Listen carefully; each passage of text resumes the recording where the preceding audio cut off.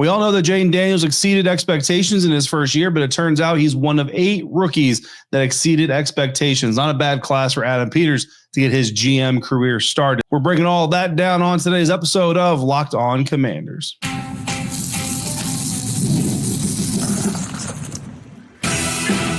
You are Locked On Commanders, your daily podcast on the Washington Commanders.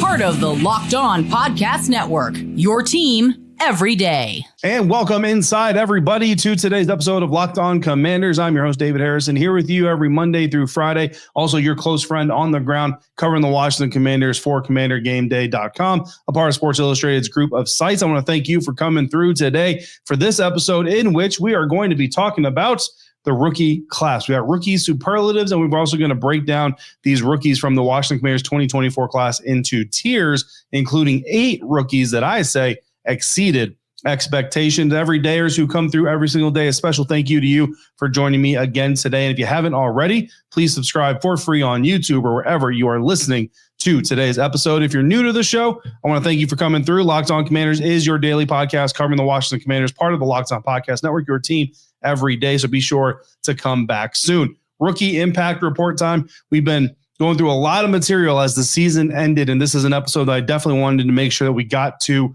before we got too deep into the offseason. And this felt like a good time to do it here midweek on the Locked On Commanders podcast. So looking at the rookie class for the Washington Commanders, and if you haven't, or if you just in case you can't remember, full 2024 NFL draft class for the Washington Commanders, Adam Peters, first class as a general manager in the National Football League. First round, second overall pick, quarterback Jayden Daniels out of LSU. Second round, 36th overall pick, defensive lineman Johnny Newton out of Illinois.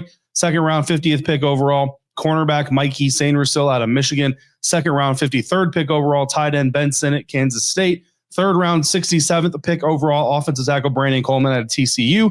Third round, 100th pick overall, wide receiver Luke McCaffrey out of Rice. Fifth round, 139th pick overall, linebacker Jordan McGee out of Temple. Fifth round, 161st pick overall, safety Dominique Hampton out of Washington. And then seventh round, 222nd pick overall, edge rusher Javonte Jean-Baptiste out of Notre Dame. Of course, no draft class, no rookie class, I should say, would be complete without undrafted free agents. We have 3 significant ones that we're going to talk about here. Quarterback Sam Hartman, safety Tyler Owens, and tight end Colson Yankoff. Now, I don't really like doing letter grades. I feel like letter grades are, the whole thing is subjective, obviously. Like, well, I'm going to place these guys in tiers based off of how I saw them, what I expected from them in the beginning of the year versus what they produced. But if you expected a lot more out of these guys or a lot less out of these guys, then you're going to have them in different tiers. So everything is subjective, but I feel like it's just more accurate to place them in tiers versus grading them. So instead, that's what I did. So we got 4 tiers here. I went tier 1, guys that exceeded expectations. Tier 2, guys that met expectations. Tier 3, guys that fell short of expectations, but there's a little bit of a but in there. Tier 4, guys who fell short of expectations with really no excuses. We'll also go over some redo picks. Not that I would necessarily give up anybody from this draft class. I really like this year's draft class for Adam Peters, but it's just part of the postseason conversation, or offseason conversation, rather, that we tend to have. So tier 1 is where we're going to start. Commanders rookies that exceeded expectations. And I'm going to put quarterback Jayden Daniels in there. From a national perspective, right, was considered the second, maybe even third. Some people have Malik Neighbors ranked higher up in the probabilities to win Offensive Rookie of the Year. Again, Offensive Rookie of the Year is not necessarily a quarterback award. And no, this year and obviously last year with C.J. Stroud, quarterbacks certainly do win it often, but it's not like the MVP award, which is almost always a quarterback. But Jayden Daniels, so just by that barometric alone, or by that measuring stick, I should say, alone, not expecting Jayden Daniels to come in and be the Rookie of the Year, obviously exceeds expectations by being a runaway Offensive Rookie of the Year. Only one first-place vote for any player not named Jayden Daniels. That went to Brock Bowers, the tight end from the Las Vegas Raiders. Very talented tight end, but come on, bro. Whoever that was, he had no right. He had the right, but he had no business voting for anybody but Jayden Daniels. But anyway, I digress. Also, Jayden Daniels, most rushing yards by a rookie quarterback in franchise history, most touchdown passes in the fourth quarter by a rookie quarterback in NFL history, most touchdown passes in the final 30 seconds of games overall in NFL history, and first-year Pro Bowler. So Jayden Daniels certainly, even though we all thought he'd be good, electric, dynamic, certainly had all the potential in the world, still Jayden Daniels reaching above those expectations in his rookie season. Cornerback Mikey Sainristil is also going to be in tier 1 for me. 979 snaps played as a rookie, 4th most on the team, converted from inside to outside corner during the season. Very hard to do. One of just 4 rookie corners to play at least 600 coverage snaps this season. 2nd most PBUs and the most interceptions among that group. Yet he still got no defensive rookie of the year love there at the end of the season for him. So Mikey Sainristil, again, a lot of people very excited for him to get drafted to this team. I was very excited to see him get drafted to this team. But, you know, if you'd have told me that he'd make the transition from inside to outside and be a very solid part of this defense this year, I would have told you that, you know, it's probably not going to be the case.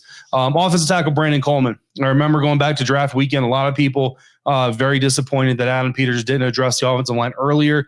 Goes out there, gets Brandon Coleman, played guard a little bit, played tackle a little bit there in college. Some NFL people had him as a guard. Obviously, the Commanders had him as a tackle, and it worked out pretty good. 1 of 5 rookie tackles to take at least 1,000 snaps for his team. The only 3rd-round pick or later to do so. Also allowed the fewer pressures rather than the first-round offensive tackle, J.C. Latham. So certainly Brandon Coleman answering the bell, going above and beyond that 3rd-round pick status. Linebacker Jordan McGee. So his selection area, being a 5th-round pick, certainly helps him here. He did battle injuries all year, but every time he came back, man, this dude flashed. Became a special team standout, flash potential as an off-ball linebacker, despite that, and despite the injuries and despite the fact that he was a 5th-round pick. And then edge defender, say Javonte Jean-Baptiste, as a 7th-round pick. You know what I mean? Playing nearly 200 snaps on the defense. He got a sack, a tackle for loss, 2 quarterback hits, and 13 tackles in those 200 snaps. It's not a bad stat line for a 7th-round pick. 3rd most defensive snaps among all 7th-round picks this season. And in NFL history, at least in the Super Bowl era, Javonte Jean-Baptiste, top 40 in defensive snaps played by a 7th-round rookie. You know, not the most in the world, but top 40 in history of 7th-round picks. Not bad. Quarterback Sam Hartman, safety Tyler Owens, tight end Colson Yankoff. Anytime you're an undrafted free agent, you not only land a spot on the roster, but you keep a spot on the roster. Again, injuries put Colson Yankoff on IR for a while. Injuries put Tyler Owens on IR. But anytime you're an undrafted guy and you make an NFL roster, you're exceeding expectations. So those are the 8 Washington Commanders rookies that exceeded expectations from this first class under Adam Peters. Very, very good start. But we've got 3 more tiers to talk about, a little bit of redo action and some rookie superlatives, all coming up on today's episode of Locked On Commanders, part of the Locked On Podcast Network, your team every day.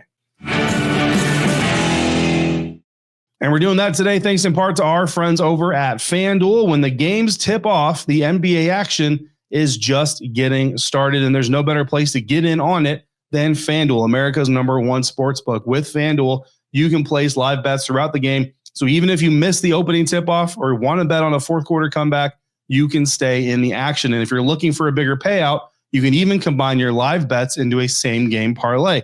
I love using FanDuel's live betting feature because it keeps every moment of the game exciting. Whether I'm backing my team for a late game rally or picking a player to hit a clutch 3, I never feel like I've missed out on my chance. Plus, the app is easy to use, and when you win, you get those winnings instantly. Right now, new FanDuel customers can get $150 in bonus bets if your first $5 bet wins. Just visit FanDuel.com to join today. That's FanDuel.com for your shot at $150 in bonus bets. Make every moment more with FanDuel, official sports betting partner of the NBA.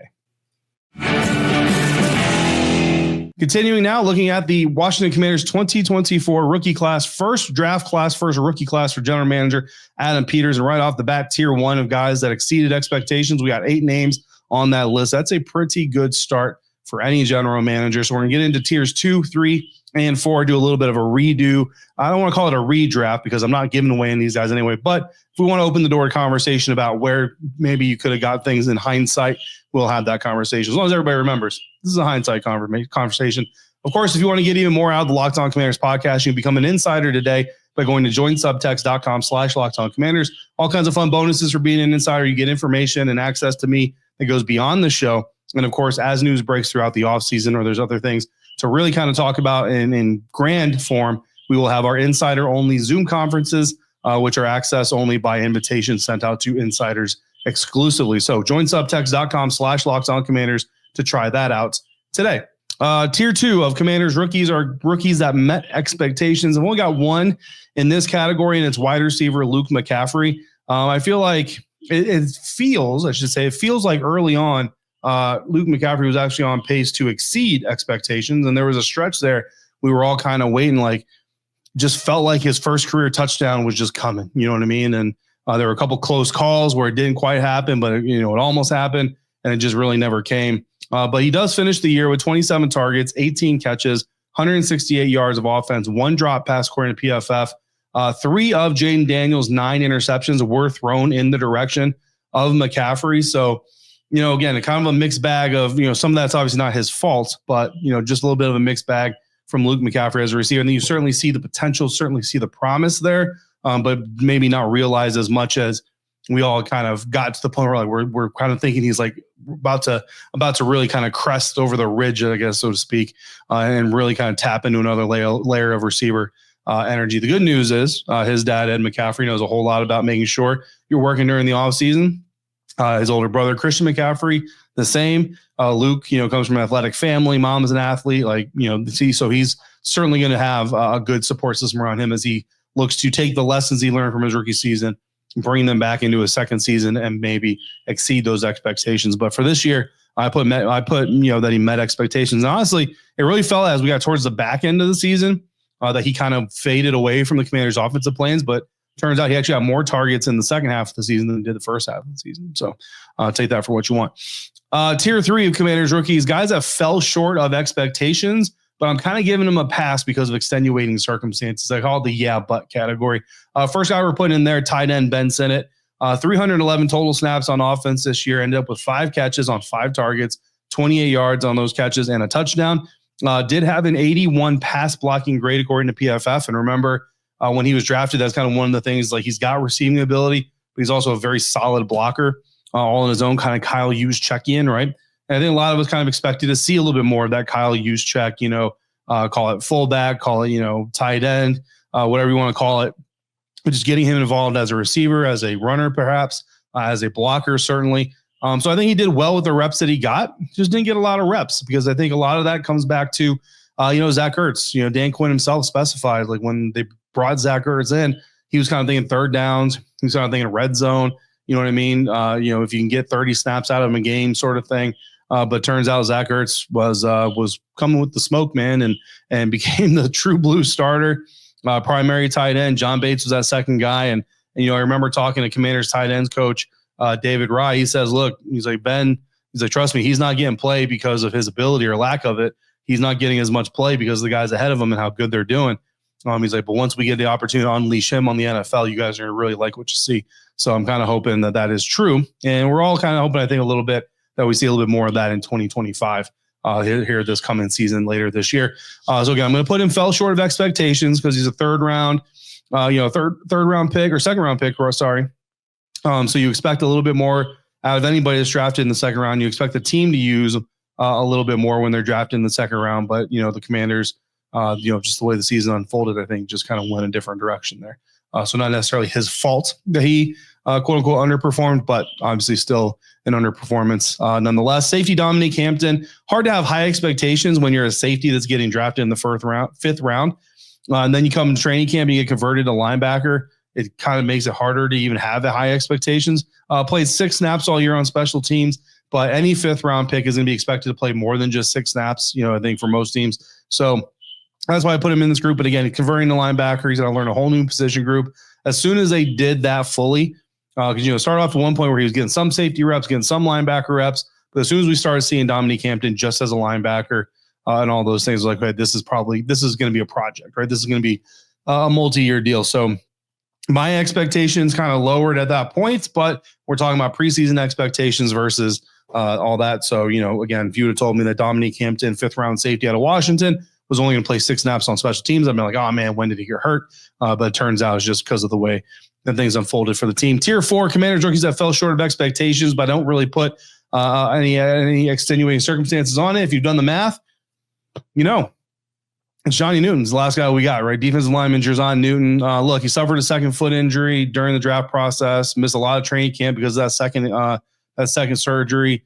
But so that excuse, or not to say that excuse, but like that consideration early on, certainly you give that to him, right? But as the season went on, just didn't see as much of the off the line burst, man, as we really expected to see. I remember The first practice, he was able to come out there on that burst off the line. It was really evident, really showing. And it just seemed like, opposing offenses were just ready for it and really kind of able to keep him from really having a major impact as much as I think a lot of us had kind of hoped he might. Sheldon Day certainly looked much more explosive off the line of scrimmage. And I think the difference there is a veteran D lineman who kind of understands these blocking schemes and understands what teams might be able to do. So with Johnny Newton, I feel like, given his size, stature, he wasn't really brought in to be a run stuffer in the first place. That's not really what he's built for. But all the rest of it, the getting off the line of scrimmage, the explosiveness there just didn't really show up a whole lot. Had the 19th best grade of rookie interior D lineman on PFF. Ended up playing on almost half of the Washington Commanders defensive snaps this year. Defensive grade, his run defensive grade was worst in the class among rookie D linemen who played about as much as he did. Pass rush grade, which is supposed to be his kind of specialty, was better, but still only a 63 overall. Played the third most pass rushing snaps of any interior D lineman rookie this year, and finished with the fifth most pressures. So fewer pressures to opportunity ratio than you want. I did have the most quarterback hits, so certainly not all lost. And I think Johnny Newton's still part of the exciting future of this team, but you do need to see him get better just individually as a player. And again, I think that having the experience, being able to go back through the lessons and now, in the offseason, they'll kind of say, okay, this is what guys were doing against me, work with my trainer, work with my, personal coach, do all that stuff. I think certainly have the opportunity to see a better Johnny Newton when we come back for 2025. Don't typically like doing redos or redrafts because, even basically what we're doing is we're using hindsight. We're saying, well, this guy did really well in this place, so let's swap him out with a guy who didn't do so well in this place.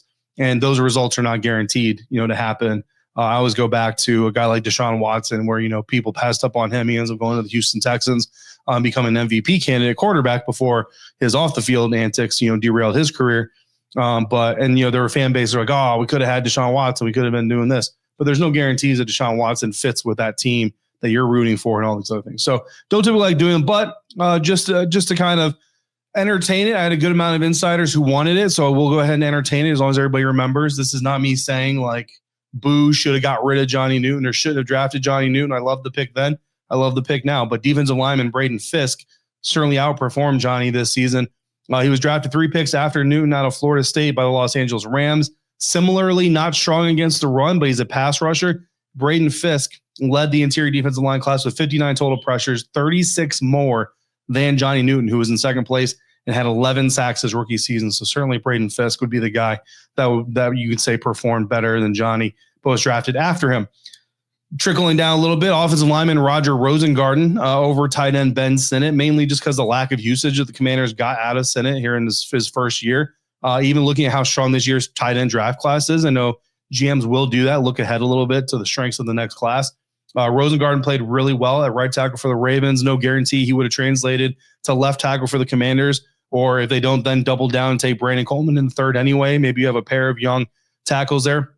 I don't know, but that's a potential swap you can make there. And then you could potentially swap wide receiver Jalen McMillan for tackle Brandon Coleman. So if you draft Rosengarten and the intention is to make him a left tackle or a right tackle, and then you have either Cornelius Lucas or Andrew Wiley opposite of him, basically exactly what you do with Brandon Coleman, but maybe the other side of the line of scrimmage, then here you either double down and go with Brandon Coleman, take another tackle, or you can go get receiver Jalen McMillan, who had 37 catches for 461 yards, 8 touchdowns this season for the Tampa Bay Buccaneers, scored at least 1 touchdown in the last 5 games consecutive to end the regular season. Very impressive run by him. And of course, if you have a receiver, you now probably don't need to draft Luke McCaffrey. You can then draft tight end Theo Johnson. So we come back around, get the tight end later.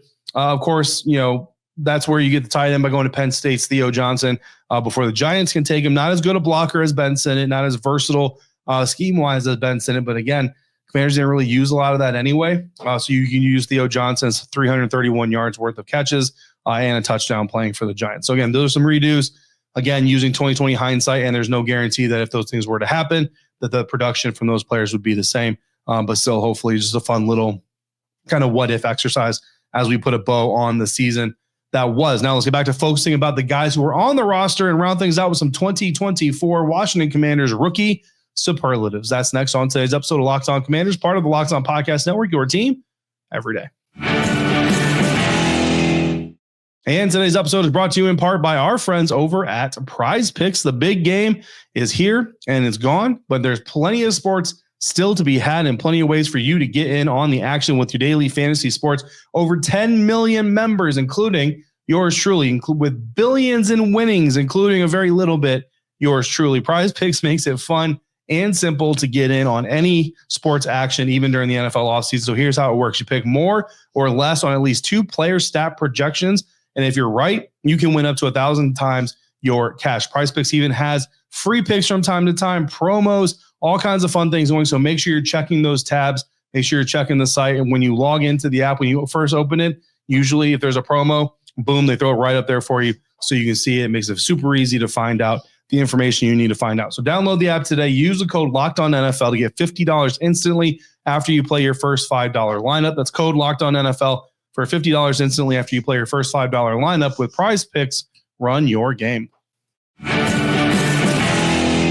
2024 Washington Commanders rookie superlatives going to round out today's episode. Looking at our rookie impact report here. Rookie of the year, not too hard to determine that one. No stray votes coming here. Jayden Daniels clearly the rookie of the year for the Washington Commanders, which obviously makes him the offensive rookie of the year as well. We're not going to do this game where we make one person the rookie of the year and then another person the offensive rookie of the year. No, Jayden Daniels is both rookie of the year and offensive rookie of the year. Defensive rookie of the year, Mikey Sainristil for me takes that one. Again, leading a lot of corners and rookie corners, I should say, in interceptions this season. I think it's a pretty big deal. The biggest leap, I'm going to predict the biggest leap in 2025. I'm going to predict that to be tight end Ben Sinnott. And the reason is because, again, going back to what Coach Rice said, about the expectations and, this dude's going to be really good, all this other stuff. The little bit of exposure we did get to him in 2024. Again, every time he got the opportunity to rise up, he did a pretty good job. I remember, getting excited seeing him, blocking out in front of a run play, things like that, paving the road for guys like Brian Robinson Jr., things like that. And I certainly hope that this offseason, Cliff Kingsbury coming back, you saw some of the, a lot of the coaching staff coming back, you get the opportunity to really kind of tap into that a little bit more. Even if Zach Ertz comes back, even if John Bates comes back, John Bates has an expiring contract as well. Even those two guys come back, Ben Sinnott still may end up, being technically the third guy on the depth chart, but still you'll see more usage of him coming in 2025. So I think the talent is probably already there a little bit. The knowledge of what he's capable of doing is there. Now it's just about folding him in and making that part of your scheme. And I think we'll see a little bit of that in 2025, which gives him the most likelihood to have the biggest leap of a first-year player this year to a second-year player next year. Rookie that was most in need of development, I think, ending the season. I think that's fairly easy to say. Linebacker Dominique Hampton, right? Again, new position for Dominique. He's a little undersized for that position. So perhaps this offseason, I don't know for sure, but maybe putting on a little bit more weight, trying to bulk up a little bit to become a little bit more of that Jeremy Chin type hammer. But, make no mistake about it. Again, we'll see what happens when they come back and reconvene. But at least as of the last time we were able to see Dominique really involved in a practice, fully linebacker, not a safety hybrid, fully linebackered out. Most improved in 2025. And this is a little bit of an anticipation of like, who are you guys, the fans, going to really have the most pressure on to really step it up. And I'm going to go wide receiver Luke McCaffrey and defensive lineman Johnny Newton. So receiver Luke McCaffrey, a lot of Commanders fans out there really love them some Luke McCaffrey. I don't think a week went by where I asked insiders for your X factor and somebody named Luke McCaffrey or sent me a bold prediction of Luke McCaffrey gets a game-winning touchdown. Certainly a lot of people out there have a lot of great feelings towards Luke. And he and I have actually discussed that in the locker room from time to time. He really appreciates that support and all that stuff, but he also knows that he's got some work to do. But I think that, when you have a player who's kind of as celebrated and like the fan base really kind of wants to funnel that good energy into it, almost kind of like manifest that success with them. If that doesn't come after a couple of years, people start to kind of, I don't want to get like negative, but they just kind of start to fall off and go somewhere else, right? And I think Luke McCaffrey's kind of in that position where even though we all knew coming in, he's a wide receiver convert, only played receiver for a couple of years before entering the NFL, so it's going to take some time. The NFL is not for long, right? If that stuff doesn't start to click in year two, then I think, there's going to be some support kind of lost there for Luke in the next season. Johnny Newton, it's not even so much for him. I think, honestly, of all my tiers, I think this one, Johnny Newton, is the one where I think I'm at risk to catch the most heat from comments and insider text messages and all that stuff, which is fine. Again, I've always said, agreeing with me is not a prerequisite to communicating or being a part of the show. It's just respect, right? You respect me, I'll respect you for our differences and opinions. But when you give where Johnny Newton plays, if this run defense next year does not get better, especially if the interior penetration or interior ability to stuff those A-gap, B-gap runs doesn't get better next year, Johnny Newton is going to start catching as much flack for that as John Allen did at times. John Allen also got a good amount of praise at times, and then also Daron Payne catching some heat for this team's interior defense not being the strongest. And I think Johnny Newton will start getting a little bit of that heat this year as well, or I should say 2025 when the season comes around, if that continue, if those problems continue. So there's our rookie superlatives. That is our rookie impact reports. We will be back tomorrow, Thursday, February 13th, for another episode of Locked On Commanders. So make sure you come back for that. And in the meantime, if you've got questions or comments, all you got to do is text me directly by becoming a Locked On Commanders insider at joinsubtext.com/LockedOnCommanders. For your next listen, check out the Locked On NFL podcast. First thing in the morning, Tyler Rowland kicks you off with some NFL espresso, and then Tony Wiggins brings you in for some real NFL talk in the afternoon. It's the all-new Locked On NFL, and it's twice per day. As always, thank you for making Locked On Commanders your first listen of the day every day. Thanks for coming through every day. And if you're out and about, please be safe, be kind, and I will see you right back here next time for another episode of Locked On Commanders, part of the Locked On Podcast Network, your team every day.